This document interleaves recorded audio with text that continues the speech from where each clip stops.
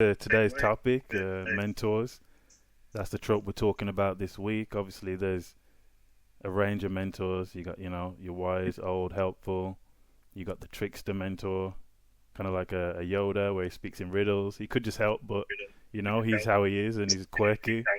He's not going to just spoon feed you all the information you need. You got the mentor that turns out to be the villain after all. Again, Star Wars, Palpatine. He was a guide in a lot of ways, and he's responsible for a lot of what happened. But the first question I want to put to you both is, where have you seen this done the laziest way, where the mentor is literally just like an exposition machine? Like, he serves no other purpose. Do you have any idea of where you've seen it not done so well? Remakes of the Karate Kid. Let's start there. It started out very honest. It started out with Daniel-san moving to a new hood and trying to fit in and trying to impress the girl and realizing he's not that guy, and he needed help. And so the wise old man taught him not to fight, but he taught him life skills, right? And I think remakes of that same satire, if you will, they get lazy. It becomes more fighting, right? It's still supposed to be about perfecting thyself, right? Knowing when to fight and when not to fight. But let's be honest, for viewers' sake, it's all about fighting. The action. And it's just like, yeah. You've got to. You can't be in the action genre and then not fight anyone, right? That's kind of like the rules in an action film. There's got to be some sort of battle. But as we often say, like, as long as it's not an obvious plot device, you can kind of get away with a character that's not that layered or anything. They just have to have something. Like, do you have any examples of that, Abby? Or where it's done well? I'll ask you that instead. An example that's done well, I've got more than examples that's done badly. Obviously, as we previously stated, I'm a Harry Potter fan, so okay. Dumbledore, what a great mentor, right? Wizardry. What type? What could you classify? What type of mentor he is? He's obviously the old man trope. I would say the classical, wise, old, Classic wise old man, isn't he? Head of the school. I think he's a trickster. I think he's a trickster. You know what? He has never said anything straightforward, not once. You've got a point. Not once. Argument. He never tells anyone anything. I never like that. You can't give him all the answers. He's like 11 as well. Like, you can't just explain it to the child in normal words, can you? There would be another 7 films after that otherwise. Well, but you asked the question, what type, right? Mm-hmm. What type of mentor he is. Yeah. I think he's the trickster. That's interesting. That's my take. That's interesting. Because I was thinking classical, but again, he did kind of withhold a lot of information. And it might have made things easier. manipulative. He was manipulative. He needed things to go the way he needed them to go. So he put forth a plan and made sure that plan was redundant. You see what I'm saying? By not telling people, hey, I also set all these other things in motion. Mm-hmm. Like, get out of here. That's manipulative. That's a trickster. I didn't really think about it like that, but that is so true. So do you agree with that, Abby? Think about it. Would you agree with him as the trickster? Yeah, actually. Now when you say it like that, I'm a bit like, hold on. But I feel like the main sort of like trickster is supposed to be Snape, isn't it? In that world. Because he's portrayed as this big baddie and nobody trusts him and part of the bad side. And then obviously, spoilers if you haven't watched Harry Potter. If you haven't watched Harry Potter by now, outrageous. But obviously, he's then in love with Harry's mom, and it's I've been looking after you all this time. Like, although I've been a distant mentor, I have been protecting you from the sidelines, even though you think I'm a villain. I'm actually a good guy. But obviously, I can't. But that's kind of where it has like the yin and yang balance, I suppose, of Dumbledore being a goodie, obviously being a baddie at the same time, and Snape being a goodie and a baddie at the same time. I suppose it gives that more human element of I'm actually in it for me and not necessarily just for you, like the typical mentor trope would be. No, that's a good answer. I don't think Snape's a mentor at all. What? He's a teacher. It's literally his Who job. did he mentor except Draco Malfoy, who he, I would say, saved, kind of. But let's be clear. Who did he mentor? That's my question to you, Abby. And you can't use Draco. Who did he mentor? Well, I mean, he was like kind of mentoring Harry from the sidelines. I mean, he was Although a teacher. he was Let's being be clear. So technically, he was a mentor. But He who was did a he teacher. really mentor? He hated Harry. Like, Yeah, come he on, let's did, be he clear did. about I hate that. Harry because obviously he couldn't be with Lily. That was the whole point. And But it's not. he It's was not. I don't consider that a mentor. I don't consider that a mentor. He intentionally put hurdles in front of that kid. So would we say Mm. reluctant mentor, maybe? Like he didn't want to, but kind of torn. I don't think he was a mentor. I can't use that term with him. He was that guy that. How do I describe it? He is the one that will do what's necessary Right. because he doesn't want the recognition. He doesn't want people to like him. He doesn't want people to know why he did what he did. He doesn't want it. You see what I'm saying? He does what he Yeah. needs to do. You know what I mean? And I think he fell into that, right? It started out a little differently. He wanted power, he wanted respect, right? But then he realized, you know what? I'm not that guy. I'm not an alpha. He's not a number one, but he is smart. Yeah. You know, he knows how to lie. He's a snake. He knows how to wait, man, and strike when it's hot. But he also has a soul. That's the only thing about Snape that's different. Yeah. This dude has a soul because he was shown kindness by a woman, a girl at the time, and then who became a woman, and then she had a son. And then he was petty as hell towards the son. So no, I would say, yeah, he saved the kid's life, but let's be clear, I don't think he was a mentor. That's a tricky. Honestly, don't think he. That's a tricky take. It's interesting because there is an argument. He didn't directly, take him under the wing and kind of like lay out What did he his teach him? like his growth. What did he plan. teach him? Don't rely on me. Think smarter, not harder. Which is Didn't say he was a good mentor. I just think there were actual mentors there. Like, for Ron's dad, that was a mentor. he was impactful. We Snape said was on his mentor mission. specifically.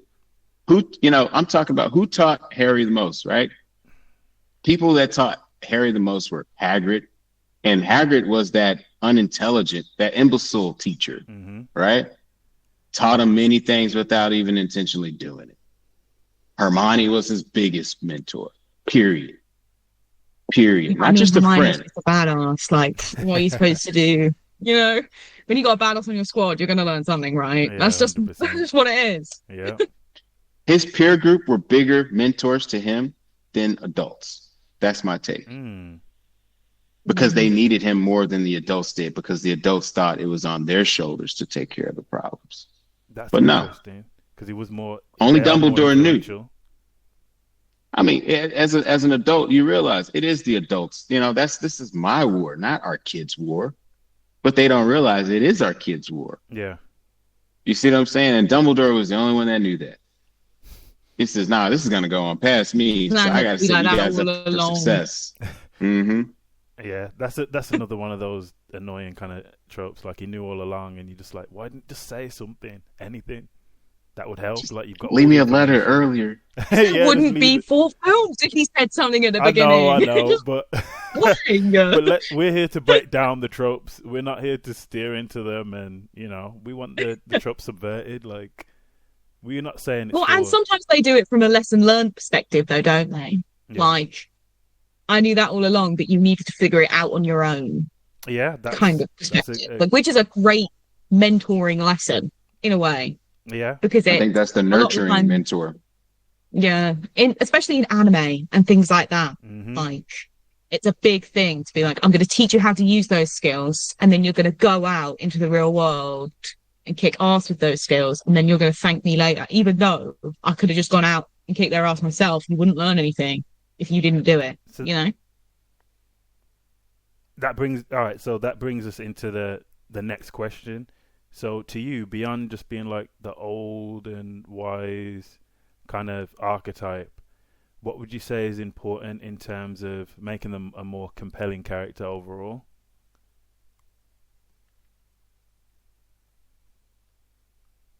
It kind of depends on like the situation, I suppose. I mean, from my perspective, I'm always biased to a trainer, teacher Right. kind of genre, but I suppose that's because I generally watch a lot more anime, and that tends to be more of the trope. Yeah. Like like not necessarily old and wise, but like the best example I can think of being mentored by multiple people with a range of skills is Demon Slayer.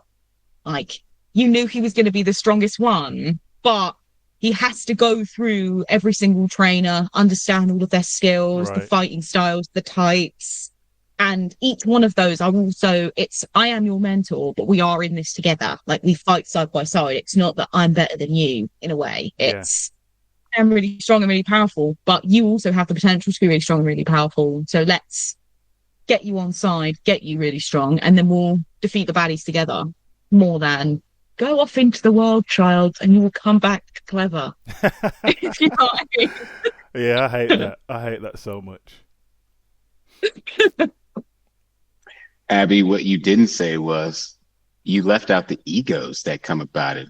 It is not that straightforward. There are a lot of reluctancies in anime when you see the new up and coming hot thing, right? Because all of them were the new and up and coming hot thing. So when the latest and greatest comes about, the new 3, they're like, these kids aren't special, but they keep surviving. That's pretty special. The others are dying. Yeah. But these 3 keep surviving. They just somehow survive. And they're like, yeah, but they suck. They're not really like, good. They can't even beat us.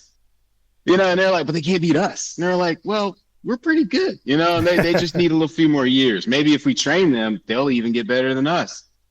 And then, now they have to prove themselves. And what do? They usually save their ass. The 3 support the master, if you will.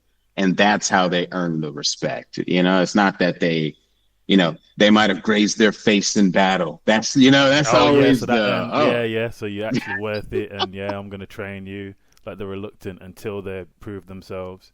And then they become the mentor. I like that version of the trope where it's not just, I'm going to help you out. You have to prove you're worth the time. I like that. But to answer your question about, authenticity, right? I mean, that was the baseline of the mentorship, right? I want to go back to my statement about it's not always the older teaching down. I think it's the peer group that provides the most mentorship. Right. And I say that, and I'm going to use Naruto as an example because, rivals, right? They're each other's mentors. Yeah. Who else do you respect other than your rival's thoughts? No, am I wrong on that? No, because as you said it as well, I'm thinking, like, when you're growing up as well, it's your friends' opinions that you really care about. Like, the people telling you, like, oh, don't do this, do this. You're not really going to first person you're going to listen to. Yeah. And then the peer It's like, pressure. your best friend that says, don't do that. You're going to listen to that person because they know you. Oh, my God. They know you. They're gonna be like, you're gonna be like, you remember what happened last time? You're like, you're the only one that remembers that. Yeah, that's a good point. So what would you say, trait wise, then, to improve the archetype? So say, for example, in Obi-Wan, how would you have improved that character? Like the classic, like just down the line, gave all the information, and then quite early on. I think it was quite lazy, but how would you have improved Obi-Wan, his part in the saga? See, Obi-Wan is multi-layered because he taught Luke and Anakin. He was multi-layered. Although he gave the advice and then kind of disappeared, he chose to be the mentor for Luke because he had Anakin in the past. And he wanted him to be a better version than Anakin was. It was kind of similar to Dumbledore that he had a plan that he wanted Luke to be better than Anakin when he gave it a go the first time. Like, I messed up the first time.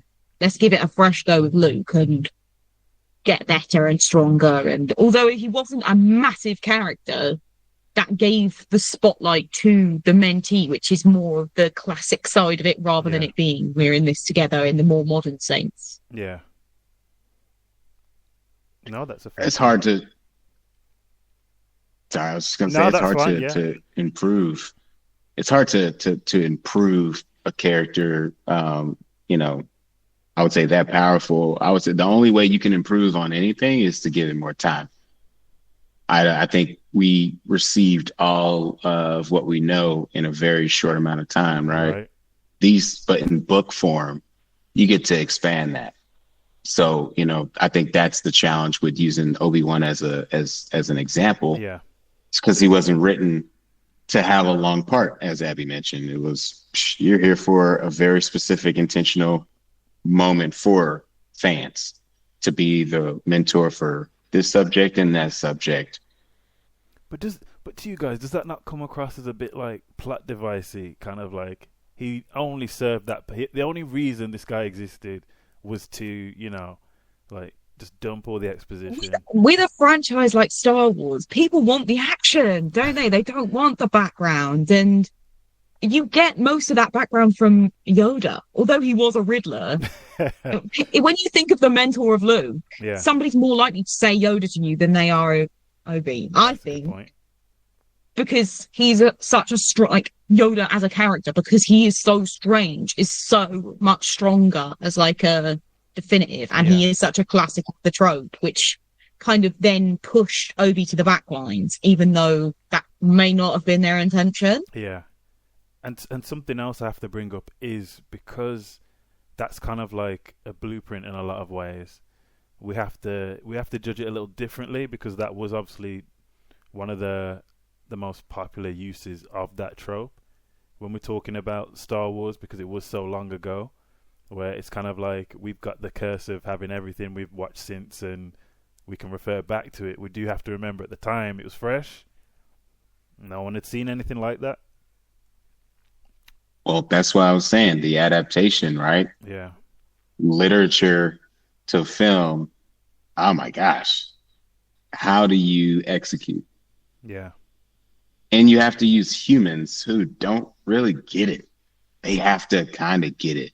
And then we as consumers are like, oh my gosh, they nailed it based off of what? You know what I mean? Like, that's a good probably point. The creator is like, they did the best they could. But who's going to know other than the creator? No, that period. And again, with Obi-Wan, he didn't get the time.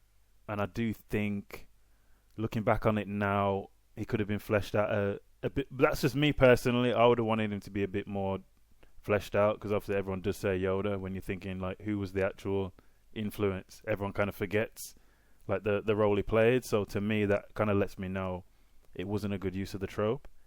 But like it's kind of nitpicky, but at the same time, would you say that's fair, Abby? You kind of get the flashback of his importance when you learn about his origins with Anakin, though, don't you? Like when you go into it with the first impression of, he didn't have that much impact on Luke, really, because he had Yoda. When you then go back and learn about him through his relationship with Anakin, you get the more like, he is a mentor and he was important in that, but you can't give that away, which is why he seems weaker earlier on, I suppose, in terms of that role.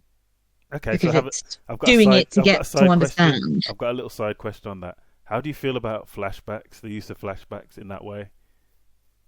Where it's like, the character's now dead, so he's got his growth's over. He can't do anything now.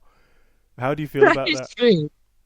I think flashbacks are really important plot devices. They give a lot of context without having to do a lot with it, if you know what I mean. Because you can go, right, this relates to this thing that happened. Move on. But you've got the content and the context, especially in film, when you've got such a compressed amount of time to get a lot of that context in, to get the person to understand, to then enjoy the point. Yeah. Like, because it's a great way to get straight into the action and figure out what's happening. Like, it's a number one thing in thrillers. You get all of the action, all of the content, and then you flash back and learn about each of those people or the killer's life that led them to make that decision, that kind of thing. So you get straight into the drama, and then when you're starting to understand it, be confused, you're then getting little snippets of that's why they're like that, which then you go, oh, right. And then it gives you a fresh perspective to keep you interested in the story the whole way along, because your perspective is changing again and again and again. But can I just say, that's one reason I hated Demon Slayer, because every single demon got this long, sad backstory, and we're like, he's already done these terrible things. Like, now you're going to try and make me feel sorry for him. Like, that really stood out to me. But don't you think it became... That's the culture, everyone. We're all human. Yeah, I didn't like that. We all started off human. Did you like that in Demon Slayer? I wasn't a fan of that. I don't like fillers, and I thought it was a filler. Yeah. I didn't care about their background. I love background. I love context on their life, especially when you get attached to the characters. But in Demon Slayer, I got attached to them all so not feel quickly. The formula, like... So learning more about them and getting that tone. It's over though. Their whole cycle through each episode is so fast. It's like to know about each one it's still rude to give you that one little glimpse. Yeah. Almost. Not that they deserve like a whole week's long worth of whatever. But it's like they're trying to... Actually, can I switch? Sorry. Yeah. Go. Yeah, you go, and then I'll go. Well, because we're moving further away from an answer or a response that I wanted to give you earlier on too, and I just didn't want to go too far, so I apologize. Yeah. No, that's fine. Back to Obi and God, what was his other mentor's name? Yoda. All right, my bad. Yeah, so I just you did that on purpose. I'm sorry, blanked. But I say all that to say this. I don't agree, or how do I want to say this? I don't like it. I don't like the fact that these wise mentors, right, started with the children the way they did, because that's traumatic. They failed twice, in my opinion. Luke was a failure at the end. Yep. Let's just be clear about that. All right. So I don't, and the whole process is get them when they're young. Mm-hmm. Okay. But they don't know what they're fighting for. They've been fighting since they were young. What are they fighting for? A life they never had? It never made sense. And so I think it's lazy when you just say, well, we've been training them to be assassins since they were born and raised. Like, that is an ineffective tool. Yeah. In my opinion, they can't fit in. No, that's so now they stand out no matter where they go. That's not a successful outcome. I like it when they say, hey, they figured out a way to say we plucked them at the right time in their life.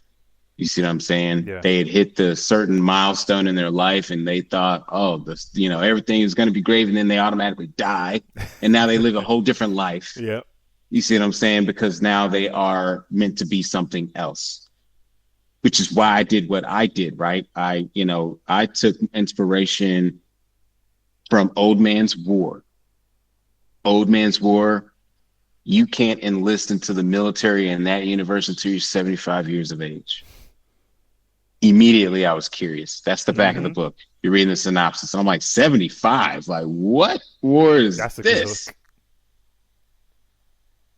I won't spoil what happens, but like that. Book. So to me, I don't care for we got them when they were young and I just don't think that's effective, to be honest with you.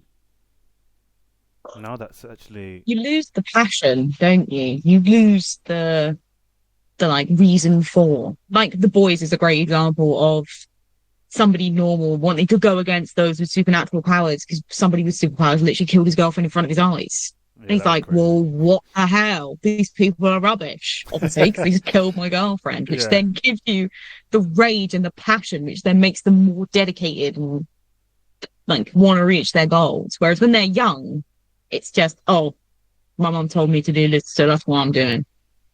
Which then makes you stand out like a sore thumb because you've not got the passion that everyone else has got around you. Mm-hmm. And then that brings me on to another question as well. What do you think about mentors with their own agendas? Like, do you feel it gets in the way of the story? Do you feel it's something where it can be useful? Like, how do you feel about those mentors where they've got their own, like the story's going on, but they've got their own selfish agenda as well?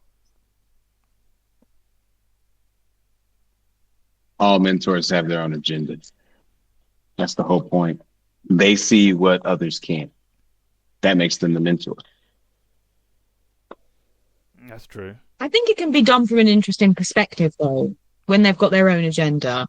Because, like, the best example I can think of is like JJK is that although he wasn't a great mentor, Yeah. he was also going on a journey. He was learning and discovering and developing as a character alongside who he was training and looking after in his own right, which obviously his agenda is to win, like any sort of anime thing. Yeah. Like, but him being on his own journey of self-discovery and his own role alongside he's learning to then teach his student at the same time, which then gives that multi-layered perspective more than just being the old wise man that tells you to do something and then you go away. It's a much more like interesting take. So which one would you say is better then, Gojo or Dumbledore? I mean, in terms of being a mentor, Dumbledore is much more interesting as a character. But Gojo, I mean, he's Gojo. He's pretty badass, right? That's usually the answer. No one tells me what they like about him. It's just Gojo. He's just Gojo. No, it's because he's very attractive is the main thing. He's number one anime crush for a lot of people. His abilities are just insane. Like, he's one of those people that he could literally kill everyone on his own if he wanted to, if he genuinely put his mind to it. But it's interesting that he doesn't, which gives him more of a mysterious bad boy tone. Obviously, he's fantastic in the women world.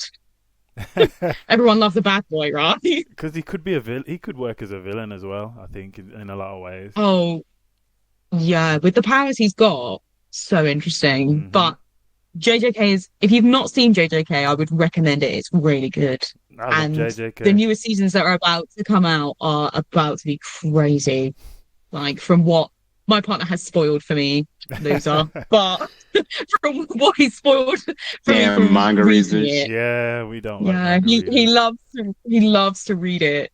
He's on it with all that sort of thing. So when we're watching it, he already knows what's happening. That was my whole experience with Solo Leveling, by the way. It's like, oh, this thing's coming up and it's going to be really important. I'm like, okay, thanks for that. I was kind of watching it. Just give him a little prod. A little spoiler. I was like, come on. I'm watching that. I'd like to answer that question, though. Yeah. One, I agree. It is Dumbledore, but that's just because, and I think they're two of the same type of powers, though, right? Dumbledore. What was his name again? JJK. Gojo. Like within Gojo. Okay, so Gojo, he's always off solving a way more complex problem or preventing a way more complex event. Yeah. Right? Same thing with Dumbledore. Always doing that. And the only people who know, right, was the head of some organization who was tracking the same damn thing and probably set him off to go do it. Or Dumbledore, Gojo notified the organization so they can, remain tracking the problem and let him know while he's training the next wave of soldiers to deal with the problem, because that's how it works, right? Mm-hmm. So I would say with Gojo, though, what I like about him is the cutthroatness of it. Dumbledore was compassionate. Gojo was like, either don't step up if you can't keep up. Yeah. Period. That is how life is.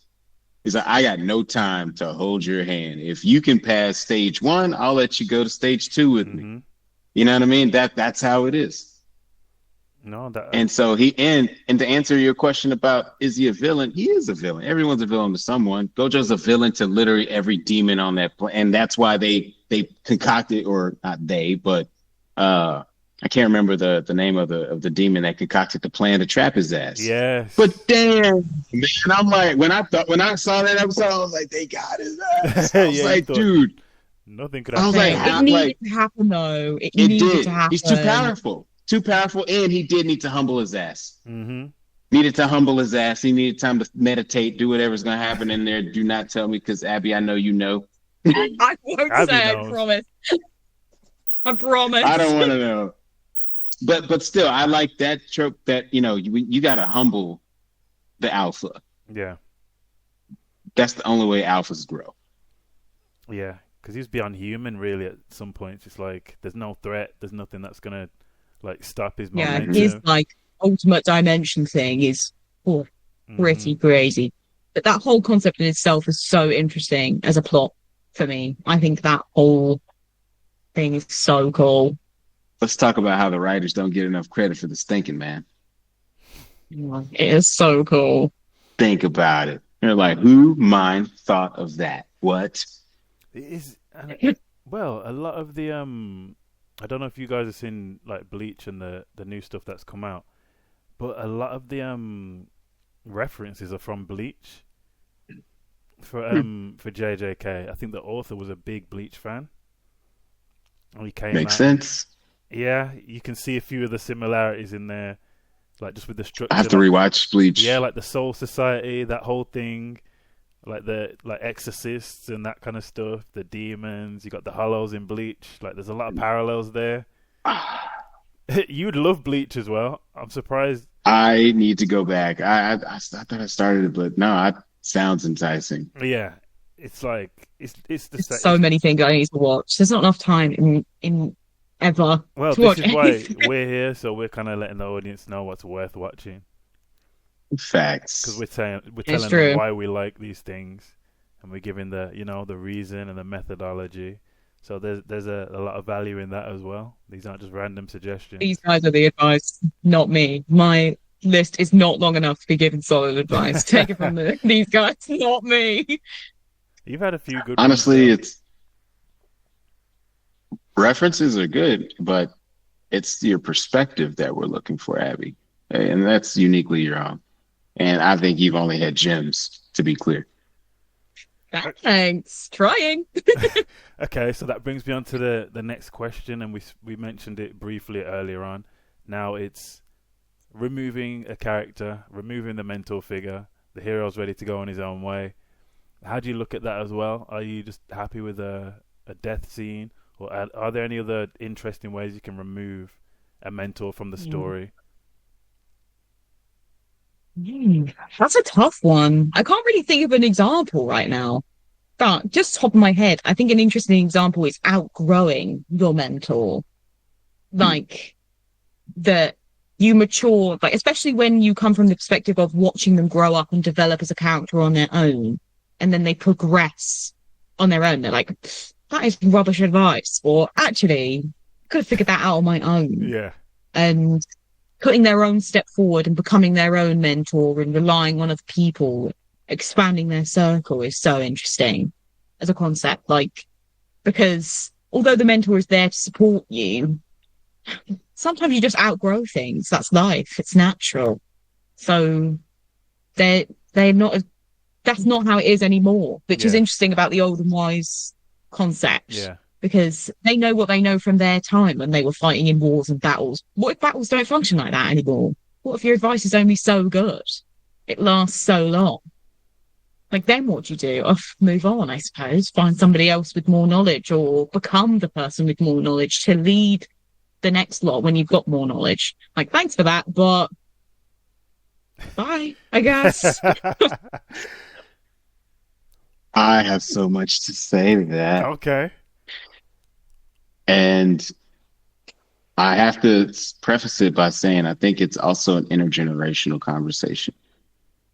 Because to what you said, Abby, there are old ways of doing things, right? And then there are new ways of doing things. But the concept actually is the same.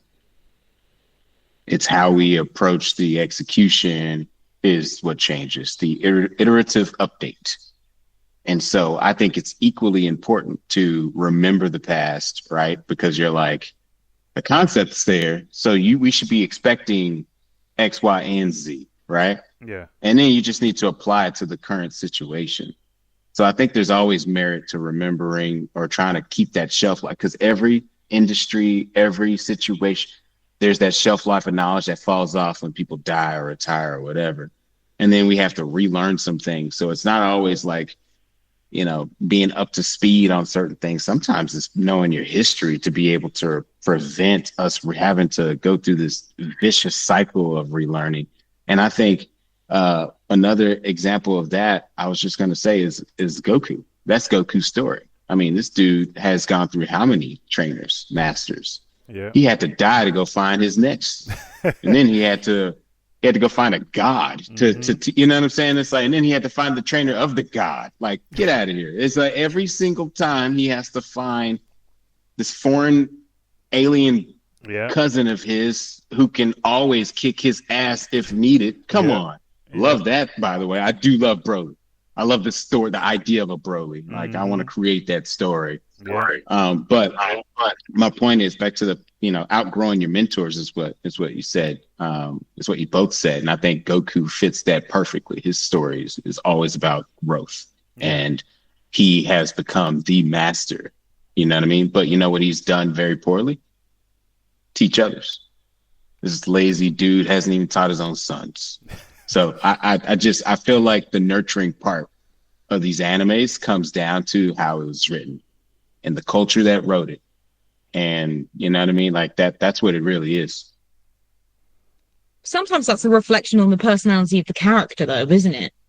Because it can come across as quite selfish. Yeah. That I'm in it to be the best. I'm in it to win it. I don't care what anyone. I'll stomp on whoever I need to get there. I want to win. I want to be the best. Like, he literally died to meet somebody better than him. Like, yeah, Goku's take crazy. a chill pill, bro. Let's try and be a little bit humble here, King. Like, Just had a son, gonna go die real quick. yeah, like, what? Are we joking? Yeah, Piccolo handled I've that. seen it. Piccolo had to deal But- with it all. Still best stepdad It of you. portrays the front that Goku is just selfish. To me, I ain't seen it, so he's probably not that selfish. But You both from bring that up, perspective, you both bring up a very good point. Like, he is a poor example of a mentor, even though he's someone who would be fit for the role, expected to hand down the knowledge, but he just doesn't because he's off fighting, chasing whoever else is the strongest. That's his only concern. He was a mentor to Broly. He's a mentor to Vegeta. He's a mentor to the who are the kids from the other alternate planet that they're Saiyans? You know what I'm talking about? Yeah, I know. Callie? Yeah, whatever her that's name it. is. Yeah, Like- cauliflower. Chooses who they want to be mentors to. Yeah, because mid-fight Obviously. he'll break some things down and he'll kind of be like, "Oh, that's interesting." Teach them how to kick his own ass. Like, what? Yeah, What's wrong with you? He says, well, I think it'd be fun this oh, way. he wants to fight someone. He's like, I'm gonna have to teach someone to kick my ass because I'm bored. Like, yeah. Like, I'll just keep Come winning. on. is somebody Teach gonna your be as strong sons as to me? kick your ass. Bored. Well, here's another one Like- that you guys haven't mentioned. What about a mentor that just becomes disgraced and then he gets like arrested and taken away? So he didn't have to die, but that's a good way of removing him from the story. Maybe he was framed, maybe something else happened. What do you guys think about that as a method for taking out a strong? Because we mentioned Gojo with the prison dimension that he got put Yeah. in, so he didn't have to die. But that's just another method as well. What about disgrace? You want to go, Abby? No, I'm trying to think. I can't think of one example. Okay. My example has to be, and it's going to go old school, Shawshank Redemption. Damn, I haven't watched that in a while. It's in Shawshank Redemption, The Green Mile. These are literally prison movies. Mm-hmm. But you have mentors in there that move on because either they're released, some die, but some are released. You see what I'm saying? So now you got people who leave the ecosystem. Yeah. And in an ecosystem that can't be left, typically. Mm-hmm. So I think that's a really good way to do that. It's a forced leave. They didn't die. Yeah. They just moved on. That's a really good way of putting it, actually, because it's the environment that you're not expecting them to leave because obviously it's prison. So like when they do say like, "Oh, I'm moving on" or "I'm getting released," then it has that emotional charge with it, where it's like, "Oh, I wasn't expecting this. I was expecting it to just be serving life in prison, and that's his story. That's it." But that's an interesting way of looking at it. What do you think, Abby, about that one? It sounds really interesting. I think the whole idea of an ecosystem being its own is such a good point. Yeah. Like, it's very rare that people stay in the same area, especially in big stories. Like, they move on, go to different places. So somewhere like that where it's forced proximity in a way, isn't it? You have to be in this one location. So to then see someone leave that one location can be so strange. Like, I'm trying to think of something like that, but I can't think of anything. The only thing that comes to me is like the Maze Runner, but that's not even close, is it? Like, Not I'm trying really, to but think. I get what you're saying. I got one. Okay. Don't judge me. Moana. Oh wow. So these people live on an island, but you learn that this island is supposed to be the only island that they can go to. Like they Right. can't go to another island, right? That sucks. And it took that one little girl to leave the island to bring the world back to this island. You see what I'm saying? Yeah. Like that was the hook of it, because this group of people that were like, no, we don't leave past the reef. Like, no. Yeah, but there's no more fish.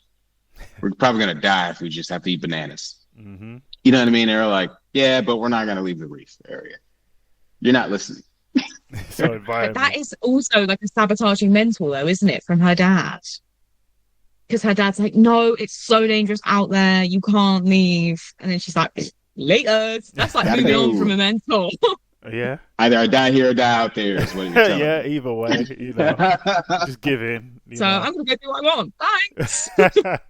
That's an interesting take on it. That's it. Okay, and I've got another one for you. What about a mentor that betrays the hero?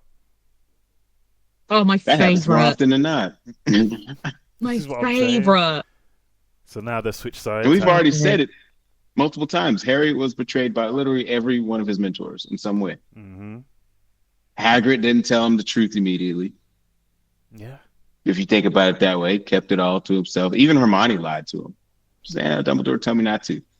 The biggest liar of them all. You got the You see what I'm saying? anti-Dumbledore agenda. It's not that. I respect it. Some people are like, no, everyone else is a pawn. And I respect that, because there is someone like that in everyone's world. And you need that person to be that person, because they're That's so probably interesting. good at it. You say that because chess is such a big theme in that series overall. That's such an Bingo. interesting take. Yeah. Yeah, Everyone's a especially pawn. the chess scene in itself. Like it's such an impactful emotional moment in that series. So you're like, oh, no, it's okay. And then obviously it is okay, but at the time you don't know that. At the end of that chessboard, though, what do you see? A handful of pieces. That means it was a really good match. Yeah, it wasn't one-sided. That's for sure. It wasn't one-sided. And that's a great story. It's like both sides got their punches in, you know what I mean? So there was mixed emotions. It was a roller coaster, because like you said, you can't please everyone. But when there's two people in a ring, that room is going to erupt. You see what I'm saying? Because they want the ring to win. Mm-hmm. That's it. And that's just how it works. You got to come competition. Yeah. No one likes But a sports one-sided. anime is such a good take on that sort of competitive spirit, though, isn't it? I need Say to it watch again? more sports anime. Sports anime, like Mm. Haikyuu and things like that. Can't remember what the football one is now. Blue Lock. I think sports anime is yes, I think there's such good highlights of just being in it for the competitive energy and the drama and the action more than actually who the winner is. It's just, oh my God, they've missed that goal. It was really important. Or, oh my God, they've scored. That's so exciting. Or, oh my Yeah. God, that was just out of bounds. Like it's so like you just feel the adrenaline the whole time that you watch those scenes. You're not particularly bothered about who wins or loses. More like for me, like obviously you want the team that it's focused on to win, but sport being such a big dramatic concept in itself that you fight for that one team and you want them to win, to then have it in such like an emphasized format like anime, you get so much more like adrenaline and who's going to win, like when everything is so shot by shot and tense and the drama. And oh, I just love sports anime. It's so good. Okay, so now I'll bring up another question as well. What are the red flags for you both that a mentor is going to be boring and underdeveloped? Like, when do you see something and you're kind of like, oh, I kind of know where this is going? Or when have you felt like that and it's not being that, and it's actually delivered? Any mentor that starts off in a temple, I think that's a cop out. They don't talk. They just you know what I mean? They're wise old men, and you don't question it. If they live that lifestyle, they must be wise. I think that's poor, undeveloped characters, because they always leave you guessing. You just assume they're wise, and somehow they've enlightened you in the end of it all. Right? They said nothing. They gave you 3 words that you're supposed to mold over for a year. Yeah. And somehow it clicked at the 3rd chance you got to apply it, because you finally got your ass beat twice. And then on that third time, you finally was like, okay, wax off. Got it. You know what I mean? That's my answer. Yeah. On that. I also think the expeditions that aren't explored are a bit lazy. And they're like, I'm going to go on this like life-changing journey and then I'm going to come back. And then you see them like literally climb up a mountain and then come back down. You don't get any of the context of them go there and learn what they learn. They just come back and then they're like, oh, I've just learned this really important thing, by the way. And I'm like, oh, so It's not really we're just going to gain that knowledge now? Okay, I suppose. We just take that with us. I suppose a lot of mentors, they have to be removed because they know too much. They can almost, you like, if you're that strong, why don't you just go on this quest and complete it yourself? There's a lot of that as well with some of these characters. But the main red flag, like you said, the temple, where it's too obvious what they are and there's no story. And again, going back to Demon Slayer, it's just when it's too obvious. I'd rather a selection of potential mentors and then the hero makes a decision on who they're going to follow or trust. Something that happens with his in Sonic the Hedgehog, where there's all these different routes he can go down. You can use the Chaos Emeralds for evil and all this. Like, it's really basic stuff, but I just like the option being there to be like, I'm going to go on my own path, or I'm going to go with this mentor, or maybe this other one that bends the rules a little bit. I wanted to speak to that. I don't know much about Sonic the Hedgehog, unfortunately. I wanted to go back to JJK on that as an example. Trying to pull up the character that, what's his name? Kinto Nanami? Yes. The dude with the tie? Yep. Oh, he's so fit. Everyone Sorry, loves that is him. not what I should have said. But That is a strong mentor. The one that you're like, he's not looking for an entourage. He's about his business. And I just the main character, what's his name? The main kid. Itadori. I'm trying to think now. Itadori. Yeah. Yeah. So Yes. it's like, I know he was paired with them originally, but he was like, oh, this guy is kind of the truth, man. Like, Yeah. did you catch that? He's Yeah. just like, oh, like, this dude is about his business. Mhm. I kind of like it because they are both enhancer types. You see Yeah. what I'm saying? So, I think Gojo knew what he was doing, right? Because he had a trusted friend. He was just like, this will be a good mentor for this kid. And he was. I think he sincerely was. So to answer your question, I think that unlikely mentor who's like not looking to be a mentor, I think he's a really great example. And they make the strongest mentors because when they see their protagonist trying, they're like, okay, this kid's not worthless. I'll actually start trying too, and I'll start trying to be a mentor to this kid. That's what happens. It's like, I'm not gonna start trying to even help this person until they try to help themselves. And that's what happens. That is that's a good sign for the mentor as well, because in My Hero Academia, it's kind of like All Might, who's the main mentor figure there, he's kind of like pushing this other character Deku into the role. He's kind of like, here's how you do it, just take this strand of my hair, eat that, you'll become powerful as well. And it's kind of like, was that the best decision for him? He was kind of underprepared. He just had a little bit. but the whole point is that he comes from nothing. He's the only one in the block that doesn't have any sort of power compared to everyone around him. And then the strongest bloke on the block goes, right, I want that one, the one that's got no skills, tripped over when he got here. I want him to be my legacy. And you're like, come on.